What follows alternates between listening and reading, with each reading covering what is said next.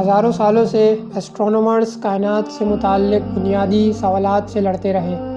1920 کی دہائی کے شروعات تک یہ خیال کیا جاتا تھا کہ کائنات ہمیشہ سے موجود ہے، یہ بھی کہ کائنات کا سائز مقرر تھا اور تبدیل نہیں ہو رہا تھا۔ تاہم 1912 میں امریکی ماہر فلکیات ویسٹوس لائفن نے ایک ایسی دریافت کی جو جلد ہی کائنات کے بارے میں ماہرین فلکیات کے عقائد کو بدل دیا۔ سلائفن نے دیکھا کہ گیلیکسیز زمین سے بڑی رفتار سے دور جا رہی ہیں۔ ان آبزرویشنز نے پھیلتی ہوئی کائنات کے نظریے کی حمایت کرنے والے پہلے ثبوت فراہم کیے تھے۔ 1916 میں البرٹ آئنسٹائن کی تھیوری آف ریلیٹیوٹی واضح کی، جس نے اشارہ کیا کہ کائنات یا تو پھیل رہی ہے یا تو سکڑ رہی ہے۔ پھیلتی ہوئی کائنات کے نظریے کی تصدیق بالآخر 1929 میں معروف امریکی ماہر فلکیات ایڈون ہبل نے کی۔ گیلیکسیز کے ذریعے خارج ہونے والی لائٹ ویو لینتھز میں ریڈ شفٹ کا مشاہدہ کرتے ہوئے ہبل نے پایا کہ گیلیکسیز اپنی پوزیشن میں فکسڈ نہیں ہے، اس کے بجائے وہ زمین سے speed proportional to their distance کے ساتھ ہم سے دور جا رہی تھی۔ اس مشاہدے کی واحد وضاحت یہ تھی کہ کائنات کا پھیلنا تھا۔ ہبل کی دریافت کو ہسٹری آف ایسٹرونومی کی عظیم ترین دریافتوں میں شمار کیا جاتا ہے۔ 1929 میں اس نے ویلوسٹی اور ٹائم کا رشتہ شائع کیا، جو کہ جدید کائنات کی بنیاد ہے۔ آنے والے سالوں میں مزید آبزرویشنز کے ساتھ پھیلتی ہوئی کائنات کے نظریے کو سائنسدانوں اور ماہرین فلکیات نے یکساں طور پر قبول کیا۔ اس کے باوجود حیرت انگیز طور پر دوربینوں کی ایجادات ہونے سے پہلے اور ہبل لاء کے پبلشڈ ہونے سے پہلے پیغمبر محمد اپنے ساتھیوں کو قرآن کی ایک آیت سنایا کرتے تھے، جس میں بالآخر بتایا گیا ہے کہ کائنات پھیل رہی ہے، جو کہ سورہ داریات آیت 47 ہے، جس کا ترجمہ ہے: اور آسمان کو ہم نے ہاتھوں سے بنایا اور بے شک ہم وسعت دینے والے ہیں۔ قرآن کے نزول کے وقت لفظ خلائی معلوم نہیں تھا اور لوگ آسمان کا لفظ زمین کے اوپر کی چیز کے لیے استعمال کرتے تھے۔ اس آیت میں لفظ آسمان خلا اور معلوم کائنات کی طرف اشارہ کر رہا ہے۔ آیت اس بات کی نشاندہی کرتی ہے کہ خلا اور کائنات پھیل رہی ہے۔ یہ کہ قرآن نے پہلی دوربین کی ایجاد سے صدیوں پہلے اس حقیقت کا ذکر کیا ہے۔ ہبل نے اپنا نظریہ شائع کرنے کے فوراً بعد یہ دریافت کیا کہ نہ صرف گیلیکسیز زمین سے دور ہو رہی ہیں بلکہ ایک دوسرے سے بھی دور ہو رہی ہیں۔ اس کا مطلب یہ ہوا کہ کائنات ہر ڈائریکشن میں پھیل رہی ہے، جس طرح ہوا سے بھرا ہوا غبارہ پھیلتا ہے۔ ہبل کی نئی دریافتوں نے بگ بینگ تھیوری کی بنیاد رکھی۔ بگ بینگ تھیوری کہتی ہے کہ تقریباً 12-15 بلین سال پہلے کائنات ایک ہی انتہائی گرم اور گھنے نقطے سے وجود میں آئی تھی، اور کسی چیز نے اس نقطے کے دھماکے کو انجام دیا جس سے کائنات کا آغاز ہوا۔ کائنات تب سے اس ایک نقطے سے پھیل رہی ہے۔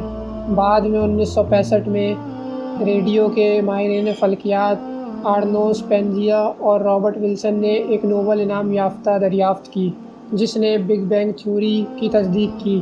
ان کی دریافت سے پہلے تھیوری کا مطلب یہ تھا کہ اگر وہ واحد نقطہ جس سے کائنات وجود میں آئی ہے ابتدا میں انتہائی گرم ہے تو اس کی حرارت کی باقیات کو تلاش کرنا چاہیے۔ یہ بقیہ حرارت بالکل وہی ہے جو پینزیاس اور ولسن نے پایا۔ 1965 میں پینزیاس اور ولسن نے 2.725 degree Kelvin cosmic microwave background radiation دریافت کی، جو کائنات میں پھیلتی ہے۔ اس طرح یہ سمجھا گیا کہ ملنے والی ریڈیشنز بگ بینگ کے ابتدائی مراحل کی ریمینز تھیں۔ فی الحال بگ بینگ تھیوری کو سائنسدانوں اور ماہرین فلکیات کی اکثریت قبول کرتی ہے۔ سورہ انعام آیت 101 میں اللہ نے فرمایا: اللہ ہی آسمانوں اور زمین کا پیدا کرنے والا ہے، اور سورہ یاسین آیت 81 اور 82 میں اللہ نے فرمایا: بھلا جس نے آسمانوں اور زمین کو پیدا کیا، کیا وہ اس بات پر قادر نہیں کہ ان کو پھر سے ویسے ہی پیدا کر دے؟ کیوں نہیں، اور وہ تو بڑا پیدا کرنے والا اور علم والا ہے۔ اس کی شان یہ ہے کہ جب وہ کسی چیز کا ارادہ کرتا ہے تو اس سے فرما دیتا ہے کہ ہو جا، تو وہ ہو جاتی ہے۔ ان آیات سے ثابت ہوتا ہے کہ کائنات کی ایک ابتدا تھی، کہ اس کی تخلیق کے پیچھے اللہ کا ہاتھ ہے، اور خدا کو تخلیق کرنے کے لیے جو کچھ کرنے کی ضرورت ہے وہ یہ ہے کہ اللہ فرماتا ہے ہو جا اور وہ ہو جاتا ہے۔ قرآن سورہ انبیاء آیت 30 میں ہے، جس کا ترجمہ ہے، کیا کافروں نے نہیں دیکھا کہ آسمان اور زمین دونوں ملے ہوئے تھے تو ہم نے جدا جدا کر دیا، اور تمام جاندار چیزیں ہم نے پانی سے بنائیں، پھر یہ لوگ ایمان کیوں نہیں لاتے؟ مسلم علماء جنہوں نے پچھلی آیت کی وضاحت کی ہے وہ ذکر کرتے ہیں کہ آسمان اور زمین ایک زمانے میں ایک تھے، اور پھر اللہ تعالیٰ نے ان کو الگ کر کے 7 آسمانوں اور زمینوں کی شکل دی۔ پچھلی آیت میں عربی الفاظ رتقن اور فتق استعمال ہوئے ہیں۔ لفظ رتقن کا ترجمہ ہے ہستی یا سلائی یا جوائن ٹوگیدر یا بند میں کیا جا سکتا ہے۔ ان تراجم کے تمام معنی کسی ایسی چیز کے گرد گردش کرتے ہیں جو مخلوط یعنی مکسڈ ہو، جس کا ایک الگ الگ وجود ہو۔ فعل فتق کا ترجمہ ہے ہم نے سلائی کھولی، یا ہم نے انہیں الگ کر دیا، یا ہم نے الگ کر دیا، یا ہم نے انہیں کھول دیا میں کیا جا سکتا ہے۔ ان معنی کا مطلب یہ ہے کہ کوئی چیز ٹوٹ پھوٹ یا پھٹ جانے کے عمل سے وجود میں آئی ہے۔ مٹی سے بیج کا اگنا فعل فتق کے معنی کی اس طرح کی مثال کی ایک عمدہ مثال ہے۔ بگ بینگ تھیوری کے متعارف ہونے سے جلد ہی مسلم علماء پر یہ بات واضح ہو گئی کہ تھیوری کے حوالے سے بیان کردہ تفصیلات قرآن کے 21 باب کی آیت 30 میں کائنات کی تخلیق کی تفصیل کے ساتھ یکساں طور پر ملتی ہے۔ تھیوری کہتی ہے کہ کائنات میں تمام مادے ایک ہی انتہائی گرم اور گھنے نقطے سے وجود میں آئے جو پھٹا اور کائنات کا آغاز ہوا، جس کا ذکر آیات میں کیا گیا ہے کہ آسمان اور زمین اس طرح کائنات جہاں ایک بار آپس میں جڑے تھے اور پھر الگ ہو گئے۔